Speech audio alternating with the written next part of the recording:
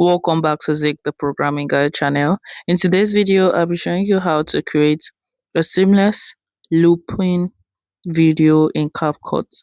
So a looping video means a video that keep on repeating continuously without anybody noticing. So I'm going to show you how to get a seamless one on CapCut. So first thing you have to do is open up your CapCut app and click on new project or new video. Select on the video you want to use. Click on add. Once it's added, you have to actually play up the video.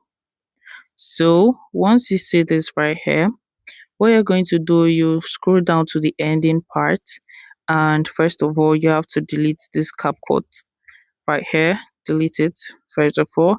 Then you're going to see where it says plus sign. This plus sign right here, click on the plus sign and you have to add the video again. So maybe as much as possible, like times you want to actually add it up, you can just add it up. So once you do this, you can click on it and let's play it and see how seamless it's going to look. So you can see no one is going to actually notice anything in the video. So this is actually how to get a seamless looping video on CapCut. Very easy and simple. As you saw it, it's very simple. If you find this guide helpful, give it a thumbs up and equally subscribe to get more tips like this. Thanks for watching, guys. That's my next video. Bye.